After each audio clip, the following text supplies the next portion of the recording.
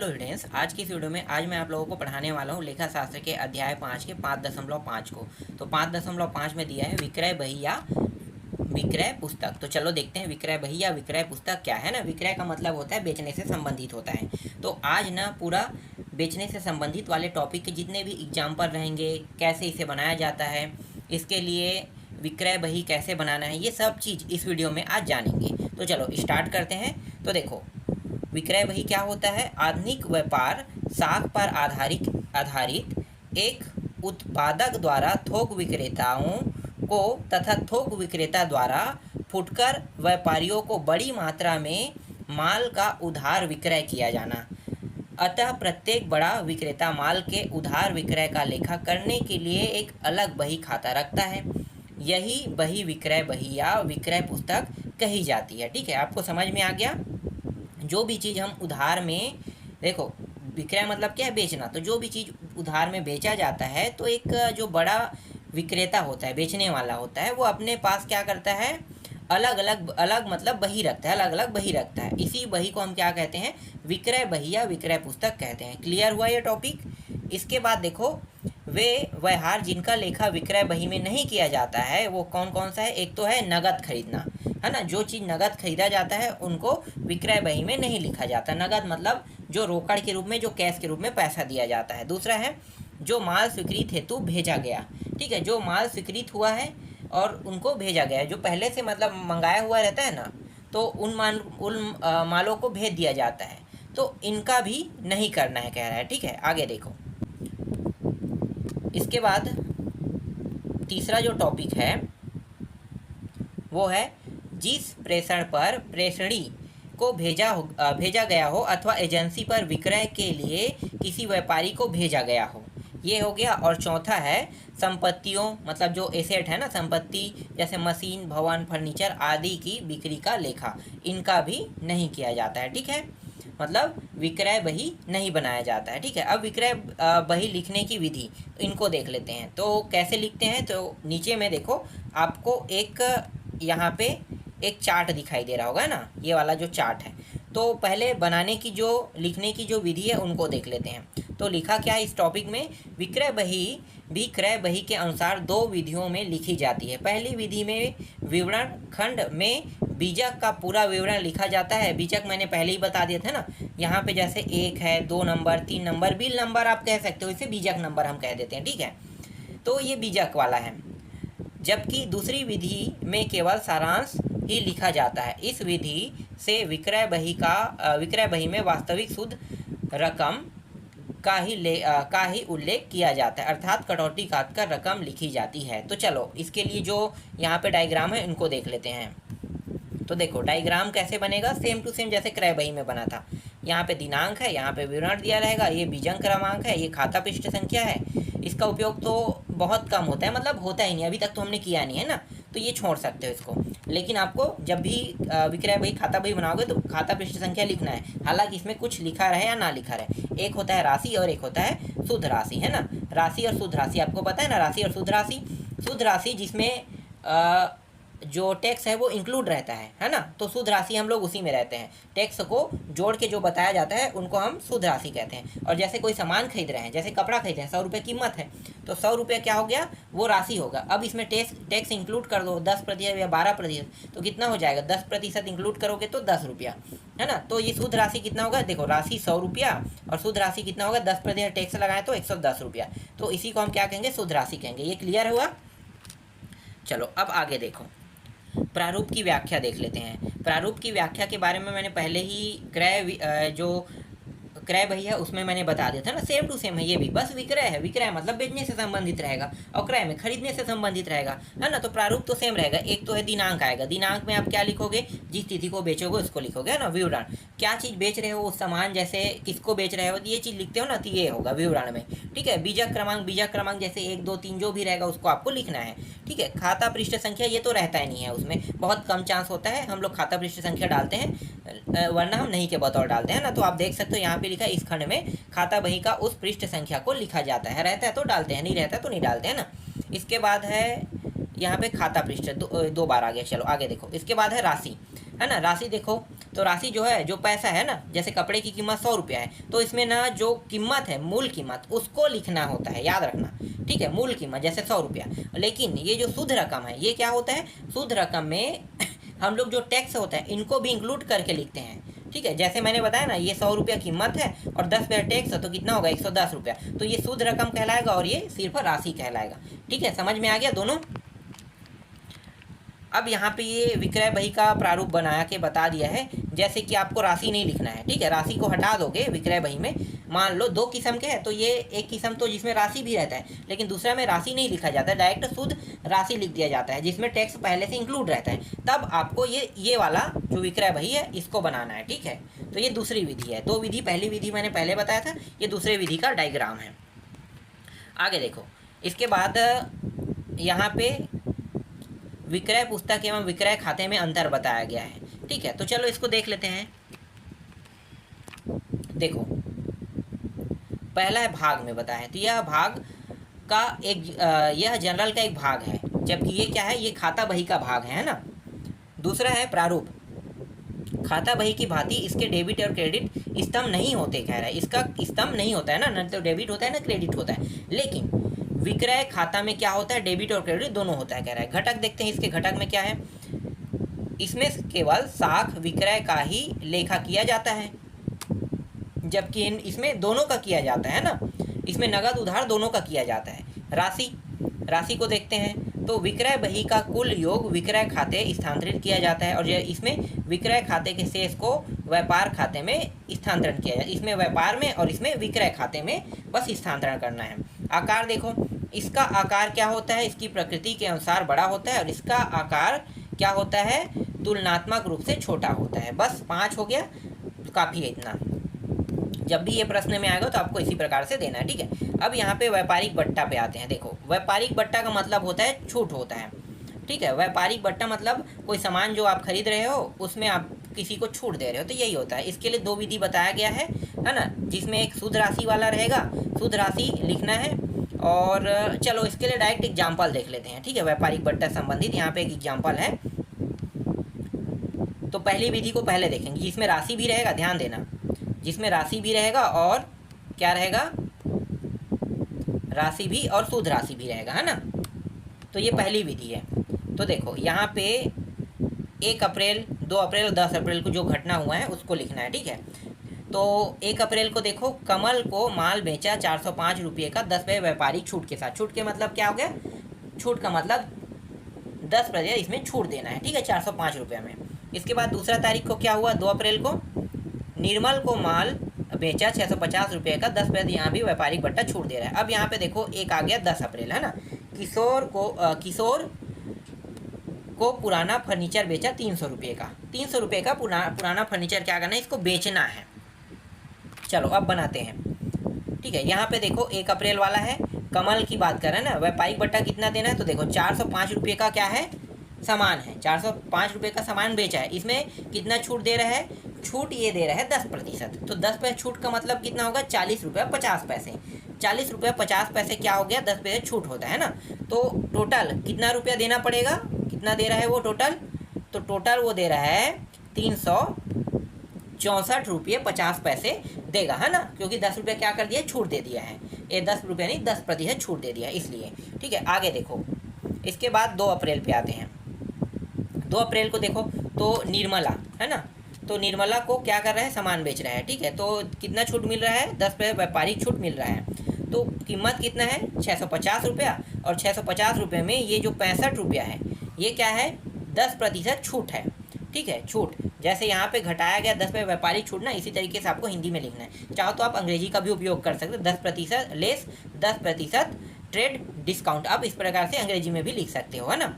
तो छूट में ये 65 रुपया घटाना है, घटाने के बाद कितना आ जाएगा, 585 रुपया। अब क्या करेंगे, इन दोनों को जोड़ देंगे, जोड़ेंगे तो कितना आएगा, 949.50 पैसा आएगा, ठीक। ये समझ में आ गया। अब 10 अप्रैल को भी घटना हुआ था, तो 10 अप्रैल वाला घटना जो है, इसको लिखा क्यों नहीं गया है, तो इसको लिखा क्यों नहीं गया है, यहाँ पे देखो नोट में लिख दिया गया है कि 10 अप्रैल को के व्यापारिक को व्यवहार को विक्रय बही में नहीं लिखेंगे, क्योंकि संपत्ति विक्रय का लेखा इस बही में नहीं किया जाता है। और ये क्यों नहीं किया जाता है? क्योंकि ये नगद बेचा गया होगा, है ना। देखो, नगद खरीदने वाले और नगद बेचने वाले का हम नहीं करते हैं। तो क्लियर, समझ में आ गया आपको? जैसे 4 मुख्य टॉपिक थे, उनमें से एक टॉपिक ये मिल रहा है जो मैंने बताया था कि किसको बही खाता में हम नहीं लिखना है या नहीं बनाना है। ठीक है, तो ये आपको समझ में आ गया होगा। आगे देखो, अब यहाँ पे एक दूसरा विधि है। ठीक है, दूसरा विधि देखते हैं जिसमें राशि हटा देना है, सीधा किसको लिखना है? नेट राशि को। तो यहाँ पे देखो, एक तो 6 अप्रैल को हुआ है ना। 6 अप्रैल को क्या हुआ है? मेमर्स ज्योति प्रकाश एंड सन्स को उधार बेचा 30 शर्ट के कपड़े 150 रुपये प्रति शर्ट का है ना। तो कितना होगा भाई? तो यहीं पे कैलकुलेट कर लेते हैं। 30 गुणित 150 कितना हो जाएगा?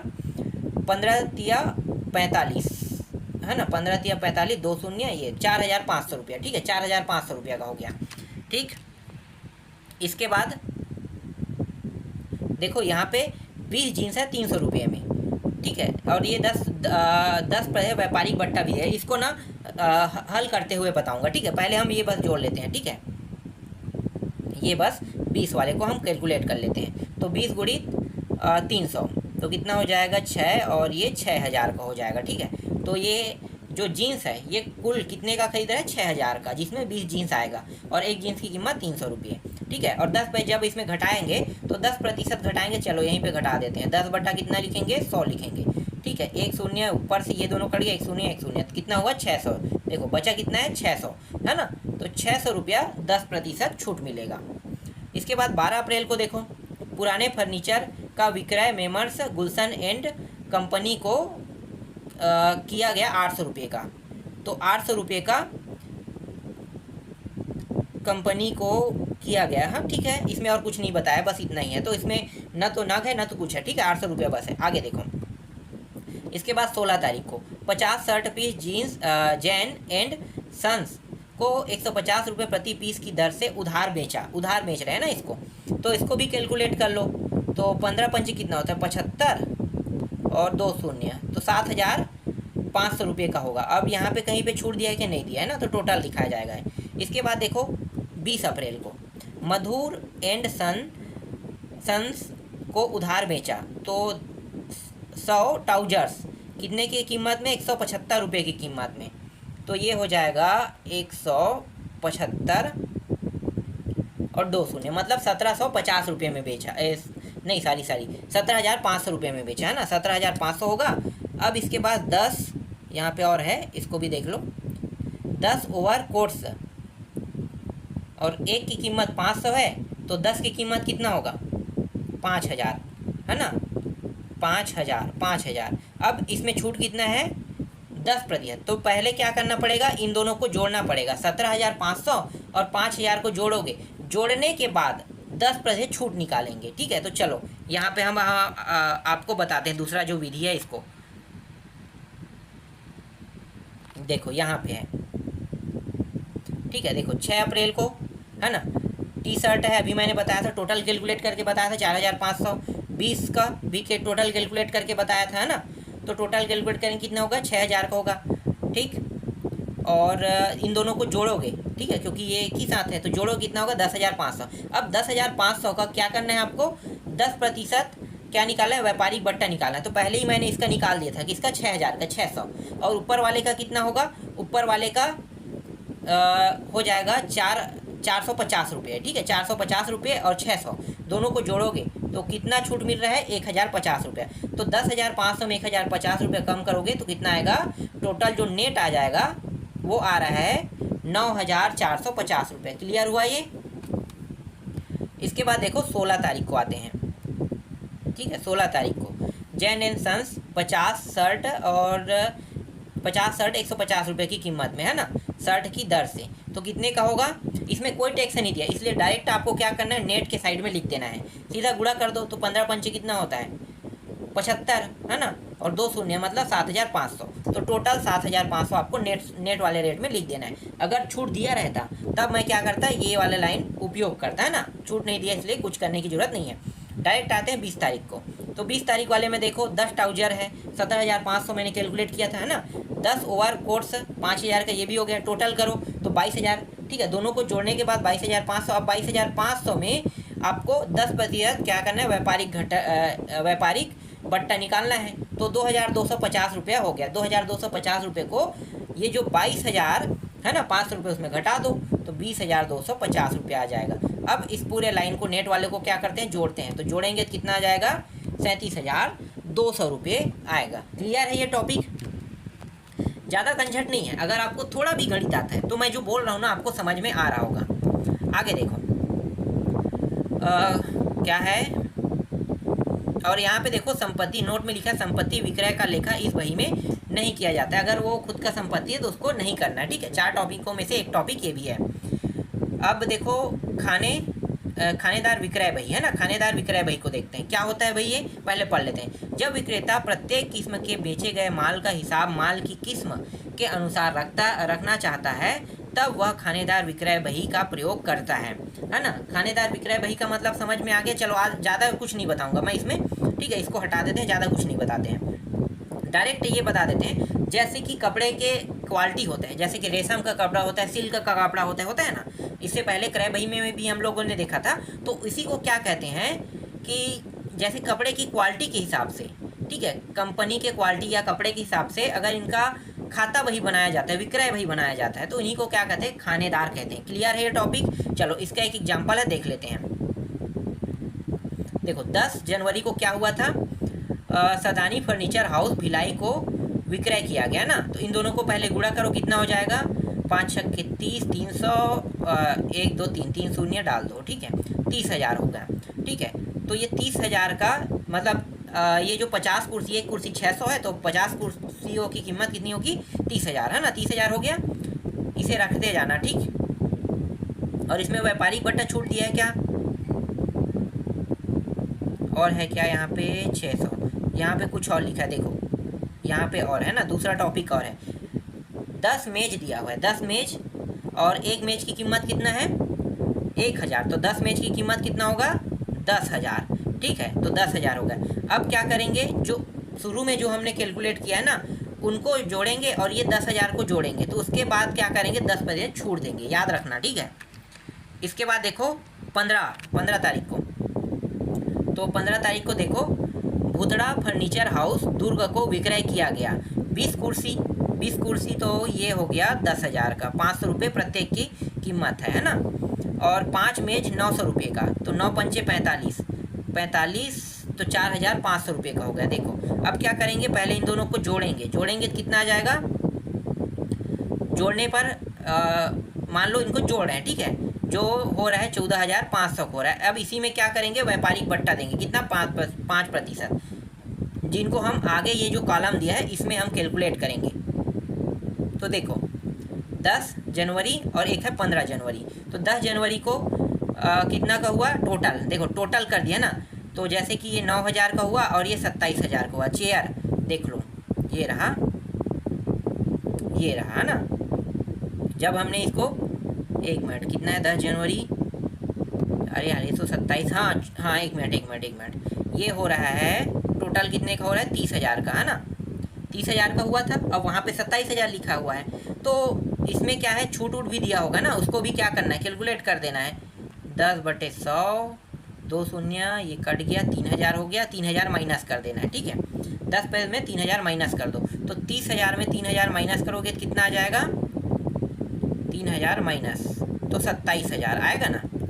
तो यहाँ पे डायरेक्ट ना छूट करने के बाद राशि लिखा है, देखो यहाँ पे जो राशि है ये छूट करने के बाद लिखा है। चेयर है, चेयर की कीमत कितना था, 30,000, 30,000 में 10 पैसे छूट दिए हैं तो कितना हो गया, 30,000, ठीक है। अब यहाँ पे देखो इसी में दूसरा दिया हुआ है टॉपिक, ये वाला, ठीक है, 10,000 में भी आपको छूट करना है, ठीक है। कितना, 10%, मतलब 10/100, 1,000। तो 1,000 क्या करना है, 10,000 में घटाओगे कितना आएगा, 9,000। इसलिए यहाँ पे कीमत कितना आया, देख सकते हो, 9,000 आया। अब 9,000 और ये 27,000 दोनों को क्या करना है, जोड़ना है। जोड़ने में टोटल अमाउंट कितना आएगा, 36,000। तो इसलिए टोटल अमाउंट में 36,000 लिख दिया गया है। समझ में आ गया। इसके बाद देखो यहाँ पे जो राशि लिखा है ना, ये वाला, ठीक है, ये टोटल अमाउंट है। यहाँ पे 9,500 कैसे आया आपको पता चल गया है।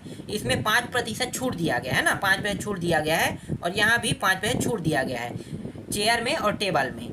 ठीक है, इन दोनों को जोड़ेंगे तो फिर कितना आएगा, 13,775 रुपये आएगा। अब इन दोनों को जोड़ दो तो कुल हो गया 49,750 रुपये, और चेयर बस की कीमत है, कुल चेयर की कीमत 36,500 और कुल टेबल की कीमत 13,275 रुपये है। समझ में आ गया ना ये टॉपिक, ज़्यादा कुछ नहीं है इसमें। अब आते हैं सातवां उदाहरण पे। सातवां उदाहरण देखो, मेमर्स करण फर्नीचर हाउस रायपुर छत्तीसगढ़ के निम्नलिखित लेन देनों से विक्रय बही तैयार कीजिए गए, जिसमें 6% GST है, CGST, और 6% SGST है ना, सेंट्रल GST और राज्य GST, स्टेट GST दोनों लागू हैं। देखो यहाँ पे आते हैं 1 जून को। तो 1 जून को क्या क्या हुआ भाई, सुरेश फर्नीचर हाउस जगदलपुर को उधार बेचा। ये उधार बेच रहा है, ठीक है। तो पहले तो इनका नाम लिखना होता है, नाम लिखने के बाद कितना सामान कितने मात्रा में बेचा इनको लिखना होता है ना, आपको पता होगा। तो देखो 150 कुर्सियाँ दर 1,800 रुपये प्रति कुर्सी की दर से बेचा। तो पहले इनको क्या करना है, गुणा कर देना है, ठीक है।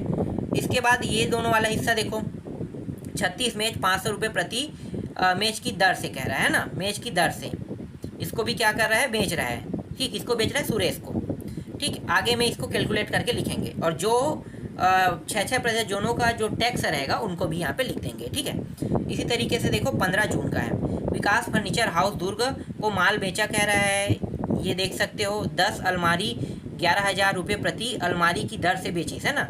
तो 10 गुणित कितना करना है, 11,000 कर देना है, ठीक है। अभी मैं यहाँ पे कैलकुलेट नहीं कर रहा है, आगे में देख लेंगे इन सारे कैलकुलेशन को। फिर यहाँ पे देखो 5 सोफ़ा सेट 18,000 रुपये प्रति सोफ़ा की दर से बेचा, मतलब एक का 18,000, तो 5 की कीमत कितना होगा, गुणा करेंगे तो आ जाएगा, ठीक है। यहाँ भी व्यापारिक बट्टा दिया, देखो यहाँ पे व्यापारिक बट्टा तो दिया है ना, 15% व्यापारिक बट्टा। तो व्यापारिक बट्टा मतलब 15% कम करना है, कम करने के बाद इसमें जो टैक्स लगा है इनको भी इंक्लूड करना है। समझ में आ गया, आगे मैं आपको बताते चलूँगा। अब देखो 20 तारीख को है ना, 20 तारीख में क्या क्या हुआ है। 20 तारीख को रोशन फर्नीचर हाउस भोपाल को माल बेची है ना, मतलब माल बेचा। तो ये 100 रुपये का है, और एक कुर्सी की कीमत कितना है, 2,000 रुपया है, ठीक है। इसमें 5 बार व्यापारिक बट्टा देना है। 25 जून को देख सकते हैं और 28 जून को देख लेते हैं ना। तो ये सब चीज़ जो लिखा है इसको आप पढ़ने की जरूरत तो नहीं है, डायरेक्ट आते हैं प्रश्नों पे, ठीक है। ये सारी चीज़ जो करना है हमें वो प्रश्नों में भी आपको मैं बताते चलूँगा। तो देखो यहाँ पे आते हैं, कुछ इस प्रकार से बनेगा आपका विक्रय बही है ना, विक्रय बही बनाना है। तो मेमर्स करण फर्नीचर हाउस रायपुर को बेचीस है ना, यहाँ बेचा गया, तो ये आपको लिखना है, ठीक है। सबसे पहले ये जो रहता है ये दिनांक तो रहता ही है, आपको ये पता है, दिनांक तो रहेगा ही रहेगा, ठीक है। विवरण रहेगा ही रहेगा, बीजक क्रमांक रहेगा, पृष्ठ संख्या है ना, राशि विस्तृत, मतलब ये मूल राशि है ना, जो कीमत है वो है, राशि हो गया, लागत हो गया, कितना लागत आया, ठीक है, लागत कितना आया, इसमें लागत भी दे दिया है। फिर ये आउटपुट, और एक चीज़ है, विक्रय बेचने वाले में क्या होता है, आउटपुट लगता है, आउटपुट GST है ना, खरीदने वाले में इनपुट लगता था, ये आउटपुट रहेगा, output CGST, output SGST, output IGST। फिर कुल योग। चलो सबसे पहले वाले टॉपिक को देखते हैं, 1 जून को, ठीक है। 1 जून किसको बेच रहा है सामान, मेमर सुरेश फर्नीचर हाउस को जगदलपुर को बेच रहा है। तो बेच रहा है तो यहाँ पे पूरा अंग्रेजी में दिया है, आपको पूरा का पूरा हिंदी में आपको लिख लेना, ठीक है। हिंदी में चाहो तो हिंदी में लिख सकते हो। तो बस आपको लिखना है 150 जो चेयर है, मतलब कुर्सी है, उसमें से एक कुर्सी की कीमत 1,800 रुपये, बस इतना ही लिखना है। प्रति कुर्सी की कीमत कितना है, 1,800 रुपये। तो कुल कितना होगा, तो कुल हो जाएगा, इसको जब कैलकुलेट करेगा तो यहाँ पे कितना आ जाएगा, ये आ जाएगा, 1 मिनट, तो ये हो जाएगा 15 है ना, ये जो 150 है और ये 1,800 है, इसका गुणा करेंगे तो कुल कितना होगा, 2,70,000 रुपये का होगा, ठीक है। ये किसकी कीमत है, कुर्सी की कीमत, ठीक है, कुर्सी की कीमत। अब देख लेते हैं यहाँ पे 36 टेबल, यहाँ पे हिंदी में आपको लिखना है तो हिंदी में लिख सकते हो, ये जो है अंग्रेजी में लिखा है 36 टेबल @ RS 5,000 ईच लिखा हुआ है। इसका मतलब है 36 टेबल में प्रति टेबल की कीमत आप इस तरीके से हिंदी में लिखोगे 5,000 रुपये, तो कितना हो जाएगा, ये टोटल हो जाएगा 1,80,000, नहीं कम हो रहा है क्या? इसको गुणा करके देखना पड़ेगा। चलो देखते हैं गुणा करके कितना होगा। 36 गुणित 5 कर लो तो पता चल जाएगा। 5 छक्के 30 का शून्य, हासिल आई 5 छक्के 30 3 है ना, 5 या 15 और 3 18। ठीक है, ठीक है, ये सही है। 1,80,000 रुपये का होगा, है ना, 1,80,000 रुपये का हुआ। 1,80,000। अब क्या करेंगे, ये जो 2,70,000 है और 1,80,000 दोनों को जोड़ेंगे। दोनों को जोड़ने पर कितना आएगा, ये जो 4,50,000 है ये आएगा। ठीक है, 4,50,000 रुपया यहाँ पे टोटल जोड़ने पर आएगा। ठीक है, 4,50,000। ठीक, 4,50,000 रुपये आ गया। अब इसमें डिस्काउंट भी दिया हुआ है। ठीक है, डिस्काउंट भी दिया है तो हमें क्या करना है, डिस्काउंट भी निकालना है ना। तो डिस्काउंट निकालेंगे तो देखो डिस्काउंट कितना दिया है, लेस यहाँ पे दिया है। डिस्काउंट जो है ये 20% है, 20% डिस्काउंट। और डिस्काउंट कैसे निकालते हैं आपको पता है ना, डिस्काउंट निकालने का तरीका। तो डिस्काउंट निकालने का तरीका है 4,50,000 गुणित क्या करना है, 20, 10 नहीं 20, है ना, 20/100 कर देना है। एक शून्य कट गया, यहाँ पे एक शून्य कट गया। ये कितना हुआ, ये हो गया ये, हाँ ठीक है, एक शून्य काटना था, एक शून्य रुक गया ना। तो ये 45,000 हो गया और 45,000 गुणित 2 कितना हो जाएगा, 90,000। तो यहाँ पे जो 90,000 आया है ना, 20% क्या काट दिया है, बट्टा काट दिया है, जिसे यहाँ पे हम क्या कहते हैं, ट्रेड डिस्काउंट कहते हैं। हिंदी में हम क्या कहते हैं, घटाया लिखते हैं ना, लेस को घटाया लिखते हैं।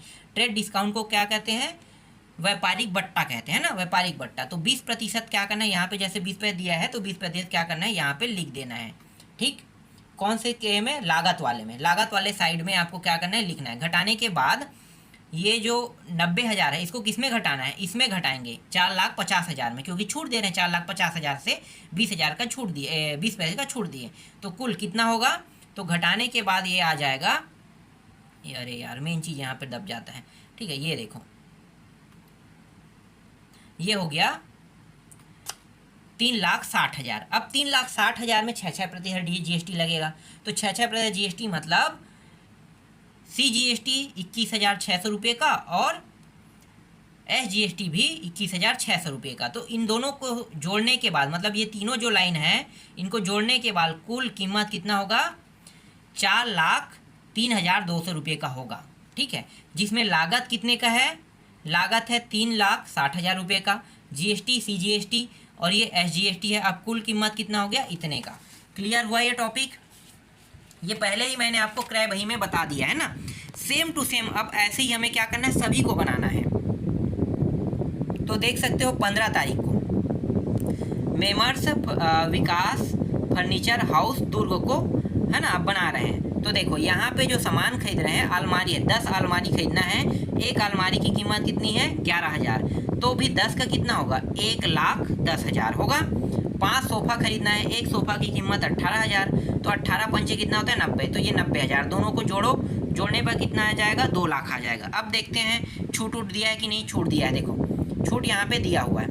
कितने का छूट दिया है, 15% छूट दिया हुआ है, दिया है ना। तो हमें क्या करना है, 15% छूट को लिखना है। तो 15% छूट का मतलब कितना है, 30,000 रुपया। 30,000 को माइनस कर दो 2 लाख में, तो 1,70,000। अब 1,70,000 में 6% GST, ठीक है, CGST और SGST लगा दो, तो 10,200 और 10,200।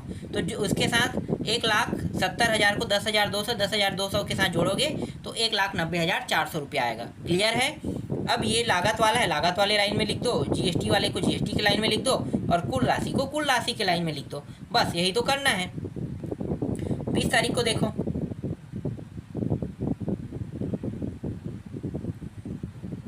देखो 20 तारीख को, है ना, 20 तारीख में क्या हुआ है, चेयर है, 100 चेयर है। 100 चेयर में एक चेयर की कीमत कितनी है, 2,000 रुपये। आप हिंदी में जैसे मैं बोल रहा हूँ वैसे ही आप लिख सकते हो। ठीक है, 2,000। तो टोटल 100 चेयर और एक चेयर की 2,000, तो कुल कितना होगा, 2 लाख रुपया।